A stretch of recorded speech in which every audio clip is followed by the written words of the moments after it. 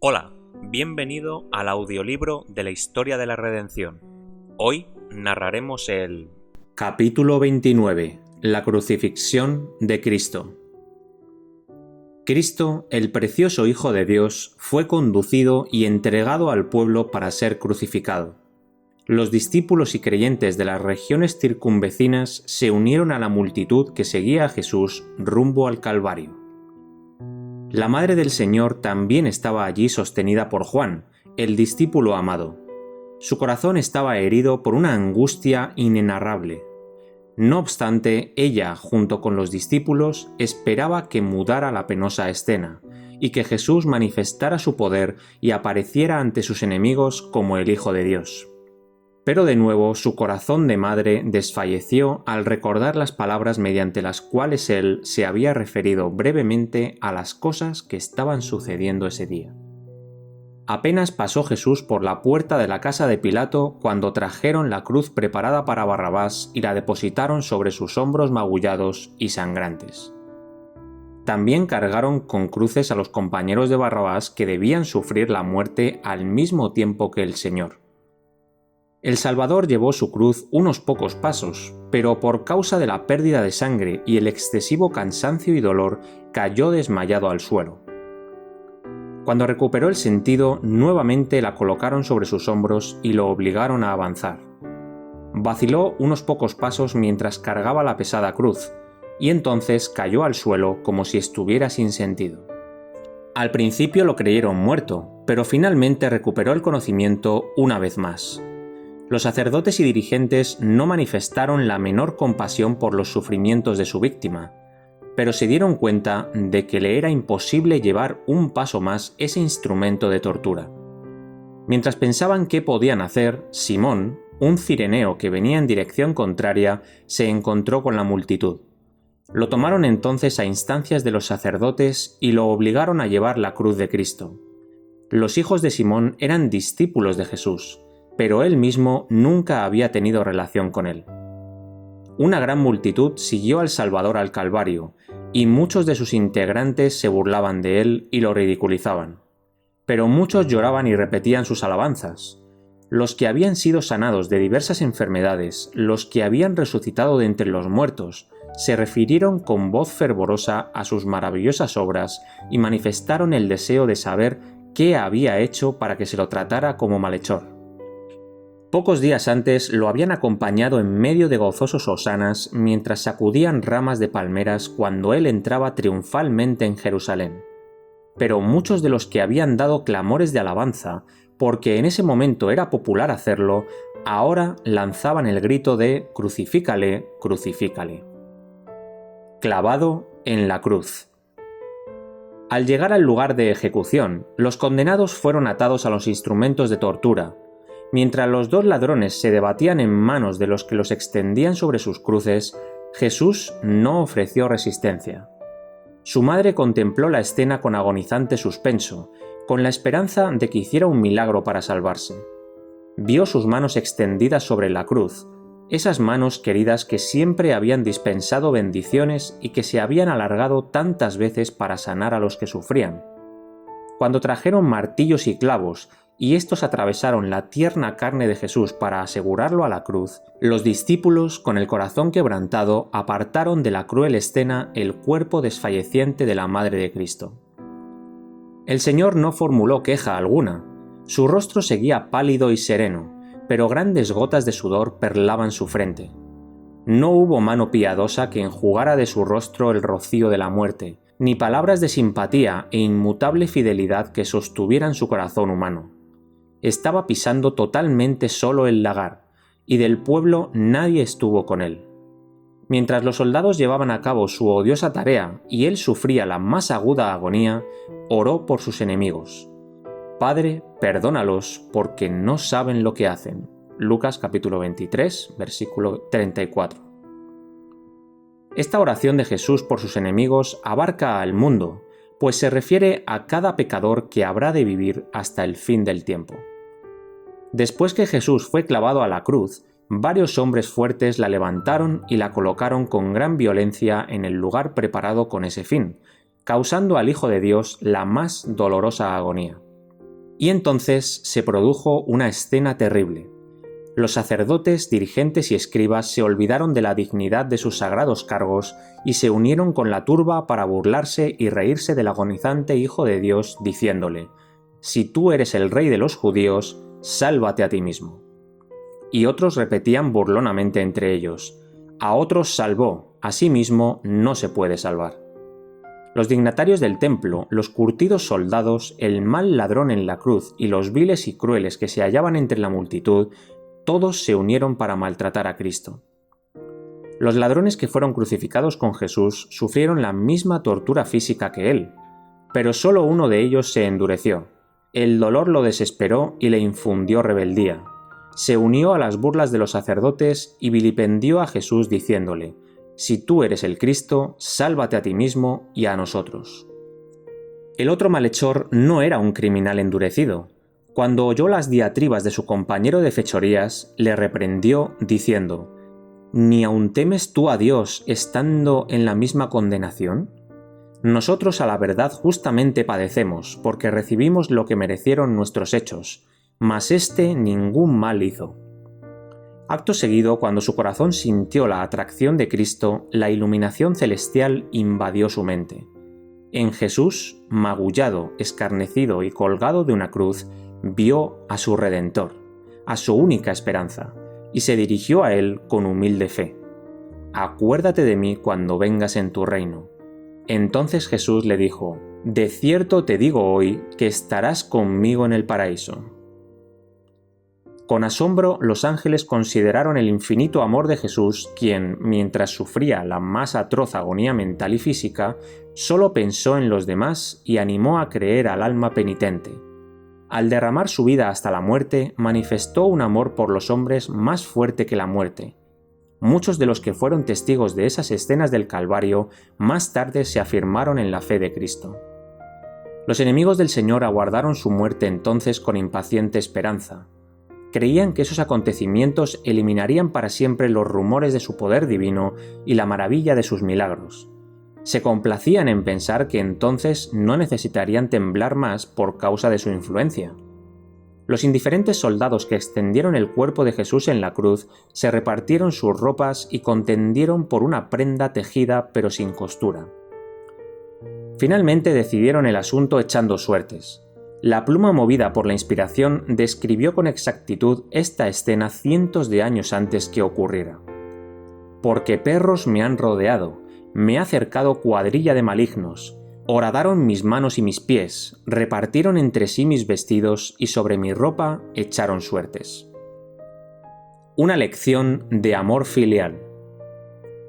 Los ojos de Jesús se pasearon sobre la multitud que se había reunido para contemplar su muerte, y vio a los pies de la cruz a Juan, que sostenía a María, la madre de Cristo. Ella había regresado al lugar donde se desarrollaba esa terrible escena, pues era incapaz de permanecer por más tiempo alejada de su hijo. La última lección que el Señor dio se refirió al amor filial.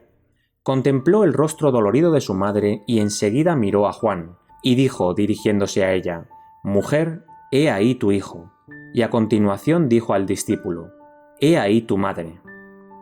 Juan comprendió perfectamente las palabras de Jesús y el sagrado cometido que se le había confiado. Inmediatamente alejó a la madre de Cristo de la terrible escena del Calvario. Desde ese momento la cuidó como un hijo solícito y la llevó a su propia casa. El perfecto ejemplo de amor filial dado por Cristo resplandece sin haber perdido su fulgor en medio de las penumbras del pasado. Mientras soportaba aguda tortura, no se olvidó de su madre, e hizo todas las provisiones necesarias para asegurar su futuro.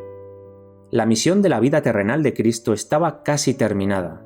Tenía la lengua seca y exclamó: «Sed tengo». Empaparon una esponja con vinagre y hiel, y se la ofrecieron para que bebiera. Al probarla, la rechazó. Y entonces el Señor de la vida y la gloria comenzó a agonizar como rescate por la especie humana. El sentimiento de pecado que acarreó la ira del Padre sobre el sustituto del hombre contribuyó a que la copa que bebía fuera muy amarga y quebrantara el corazón del Hijo de Dios.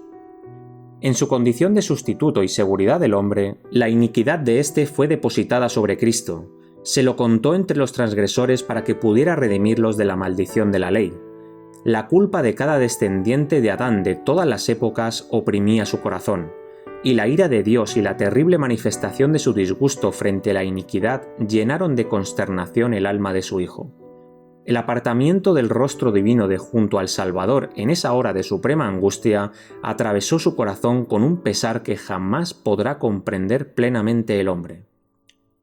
Cada espasmo soportado por el Hijo de Dios en la cruz, las gotas de sangre que fluyeron de su frente, sus manos y sus pies, las convulsiones de agonía que sacudieron su cuerpo y la indecible angustia que llenó su alma cuando su Padre ocultó su rostro de él, hablan al hombre diciéndole: por amor a ti, el Hijo de Dios consintió en permitir que estos terribles crímenes fueran depositados sobre él. Por ti saqueó los dominios de la muerte y abrió las puertas del paraíso y la vida inmortal. El que calmó las airadas olas por medio de su palabra y caminó sobre las ondas coronadas de espuma, que hizo temblar a los demonios y logró que huyera la enfermedad al toque de su mano, el que resucitó muertos y abrió los ojos de los ciegos, se ofreció en la cruz como el único sacrificio en lugar del hombre. Él, el portador del pecado, soportó el castigo legal que merecía la iniquidad, y se hizo pecado por el hombre. Satanás hirió el corazón de Jesús con sus fieras tentaciones. El pecado, tan aborrecible a su vista, se acumuló sobre él hasta que gimió bajo su peso. No es maravilla que su humanidad temblara en esa hora terrible. Los ángeles fueron testigos asombrados de la desesperada agonía del Hijo de Dios, mucho mayor que su dolor físico que casi no sentía. Las huestes celestiales se cubrieron el rostro para no ver algo tan terrible. La naturaleza inanimada manifestó simpatía hacia su agonizante e insultado autor. El sol no quiso contemplar la terrible escena. La plenitud de sus rayos resplandecientes estaba iluminando la tierra al mediodía, cuando de repente pareció desaparecer. Espesas tinieblas, como si fueran un sudario, rodearon la cruz y toda la zona circundante. Las tinieblas duraron 3 horas completas. A la hora 9, la terrible oscuridad desapareció para la gente, pero siguió envolviendo al Salvador como si fuera un manto. Los furiosos relámpagos parecían dirigidos contra él mientras yacía colgado de la cruz. Entonces Jesús clamó a gran voz, diciendo: Eloí, Eloí, lama sabactani, que traducido es: Dios mío, ¿por qué me has desamparado? Consumado es. En silencio la gente contempló el final de esa impresionante escena. De nuevo el sol resplandeció, pero la cruz siguió rodeada de tinieblas. De repente la oscuridad se apartó de la cruz y con tonos claros como de trompeta que parecían proyectar sus ecos por toda la creación, Jesús exclamó: Consumado es. Padre, en tus manos encomiendo mi espíritu. Un halo luminoso circundó la cruz, y el rostro del Salvador brilló con una gloria semejante a la del sol. Entonces inclinó la cabeza sobre el pecho y murió. Cuando Cristo falleció, había sacerdotes que servían en el templo delante del velo que separaba el lugar santo del Santísimo. De repente sintieron que la tierra temblaba bajo sus pies, y el velo del templo, una cortina fuerte y de buena calidad, que se renovaba cada año, fue rasgado de arriba abajo por la misma mano exangüe que escribió las palabras condenatorias sobre los muros del palacio de Belsasar. Jesús no depuso su vida hasta haber cumplido la obra que había venido a hacer, y exclamó con su último suspiro: «Consumado es». Los ángeles se regocijaron cuando escucharon esas palabras, porque el gran plan de redención había sido llevado a cabo triunfalmente. Hubo gozo en el cielo porque los hijos de Adán, de allí en adelante, y gracias a una vida de obediencia, podrían ser llevados finalmente a la presencia de Dios. Satanás fue derrotado y sabía que su reino estaba perdido. La sepultura. Juan no sabía qué medidas había que tomar con respecto al cuerpo de su amado maestro. Temblaba al pensar que podría ser manoseado por soldados rudos e insensibles, y depositado en un sepulcro indigno. Sabía que no podría conseguir favores de las autoridades judías, y muy pocos de Pilato. Pero José y Nicodemo hicieron frente a esa emergencia. Los dos eran miembros del Sanedrín y conocían a Pilato. Ambos eran ricos e influyentes. Estaban decididos a conseguir que el cuerpo de Jesús tuviera una sepultura honorable. José enfrentó osadamente a Pilato y le pidió que le diera el cuerpo de Jesús para sepultarlo. Este dio entonces una orden oficial para que le fuera entregado. Mientras Juan, el discípulo, estaba ansioso y perturbado por los sagrados restos de su amado maestro, José de Arimatea volvió con la autorización del gobernador, y Nicodemo, anticipándose al resultado de la entrevista de José con Pilato, vino con una costosa mezcla de mirra y aloes de unos 50 kilos de peso. Los más honrados de Jerusalén no hubieran recibido mayores muestras de respeto en ocasión de su muerte. Con suavidad y reverencia, estos hombres retiraron con sus propias manos el cuerpo de Jesús del instrumento de tortura, mientras lágrimas de simpatía rodaban por sus mejillas al contemplar el cuerpo lacerado del Señor, que bañaron y limpiaron cuidadosamente de toda mancha de sangre. José era dueño de una tumba, cavada en la roca, que estaba reservando para sí mismo. Estaba cerca del Calvario, y allí preparó sepulcro para Jesús.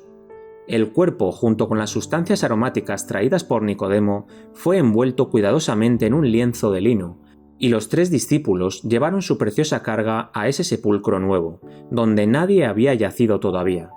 Extendieron los magullados miembros y doblaron las laceradas manos para colocarlas sobre el pecho inmóvil.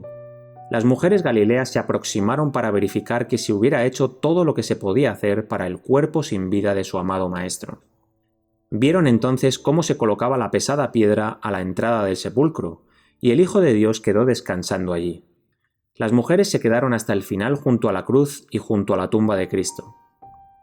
Aunque los dirigentes judíos habían llevado a cabo su malvado propósito de dar muerte al Hijo de Dios, su aprensión no disminuyó ni murió su envidia. Mezclado con el gozo de la venganza satisfecha, se hallaba siempre presente el temor de que su cadáver, que yacía en la tumba de José, surgiera de nuevo a la vida. Por lo tanto, los principales sacerdotes y los fariseos comparecieron ante Pilato, diciendo: «Señor, nos acordamos que aquel engañador dijo, viviendo aún, después de 3 días resucitaré. Manda pues que se asegure el sepulcro hasta el 3er día, no sea que vengan sus discípulos de noche y lo hurten, y digan al pueblo, resucitó de entre los muertos, y será el postrero error peor que el primero». Pilato, tal como los judíos, tenía muy pocos deseos de que Jesús se levantara con poder para castigar a los que le habían dado muerte, de modo que puso un grupo de soldados romanos a las órdenes de los sacerdotes. Les dijo: «Ahí tenéis una guardia, id, aseguradlo como sabéis». Entonces ellos fueron y aseguraron el sepulcro, sellando la piedra y poniendo la guardia. Los judíos comprendieron la ventaja de tener esa guardia junto a la tumba de Jesús. Pusieron un sello en la piedra que cerraba el sepulcro de manera que nadie pudiera moverla sin que se supiera, y tomaron todas las precauciones necesarias para que los discípulos no pudieran llevar a cabo ningún engaño con respecto a su cuerpo. Pero todos sus planes y precauciones sirvieron solo para que el triunfo de la resurrección fuera aún más completo y para que la verdad quedara más plenamente establecida.